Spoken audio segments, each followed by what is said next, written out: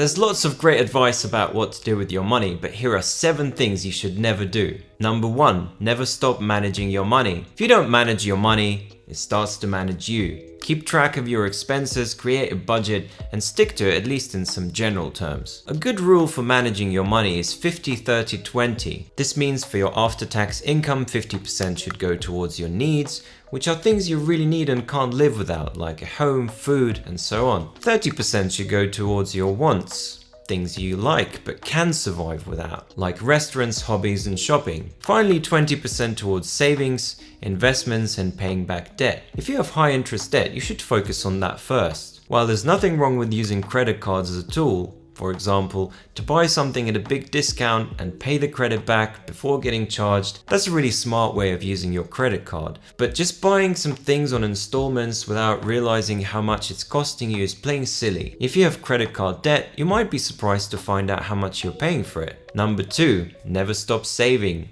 In terms of savings, it's great to have at least 3 to 6 months of your living expenses in an emergency fund. Save regularly so that you can cover unexpected costs and be prepared for emergencies. Something always comes up, doesn't it? And in that case, you won't have to sell your stocks and crypto when they're 50% down. You should always have some reserves for seasonal payments like tax, holidays, and gifts, and keep those under control. It's great to put money aside for those things rather than having to pay a big chunk of money for something. And it's easier to start with a small amount. I find that if I save too much, then it's more likely I'm going to take the money out and everything becomes a bit of a blur. So find a percentage that works. For me, if it was 5%, and now I try to do 10, but it doesn't always work. So it's important to be easy on yourself sometimes. Number 3, never live above your means. It's important to stay on top of your spending and not let it get out of control. Remember that even the smallest purchases add up over time, so make sure you're conscious of them. Now, let's come back to those needs and wants.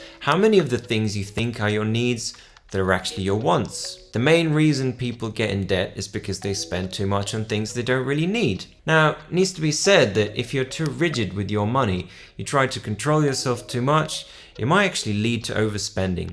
So there needs to be a bit of a balance. It's great to be flexible, but have a framework. Think about what would work for you and write it down. Number 4, never put all your money into a risky investment. How many people went all in on an investment like Bitcoin without an emergency fund or safety net? You hear these stories all the time. A friend of mine lost a flat he owned because he was trading futures on Binance, not investment advice. It's okay to invest in something risky in a conscious way, but don't do it with all your life savings or retirement funds. Don't go over a certain limit you set for yourself, like 5 or 10% of your investment portfolio. By the way, a risky investment doesn't just have to be on the stock market. Be wary of any investment that promises you high returns with minimal effort. If it sounds too good to be true, it probably is. Number 5, never mix money and friendships. It's best not to lend money to friends or borrow from friends. This way, there will be no misunderstandings if something goes wrong. Remember that money can change relationships for the worse, so try to avoid mixing the two whenever possible. It always tends to add this sourness to relationships. Whether you're the one lending money or borrowing money, you're just inevitably going to fall into some kind of bad thoughts or feelings. I've only ever done it with small sums, and even then it caused problems.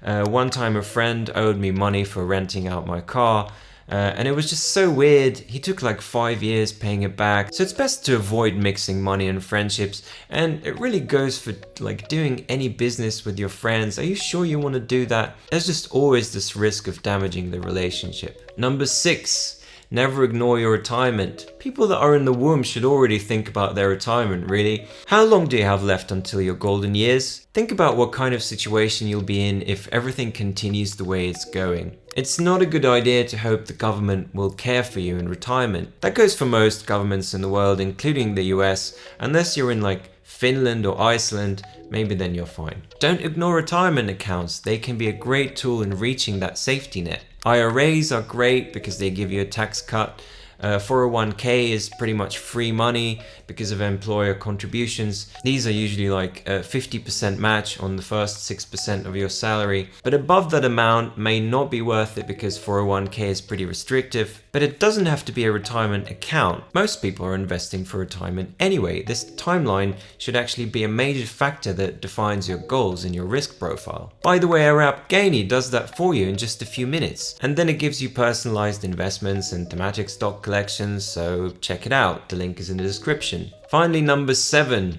Never stop investing. No matter your income, you can put something aside for investing. Any amount is better than nothing. If you want to focus on paying back your debts or building up an emergency fund, that's a great idea, but you should really start as soon as you can just to learn the process of investing. Invest a small amount in the S&P 500 just to get going. But remember, if you have cash lying around, because of inflation, you're losing like 6 to 8% of your money every year. Investing long term is the key to financial freedom and a happy retirement. You can learn about all kinds of investment topics on our channel and check out the Gainy app to discover all kinds of thematic stock collections to invest in industries and causes you believe in and want to support. Wishing you all the best with your finances and your investments. See you soon.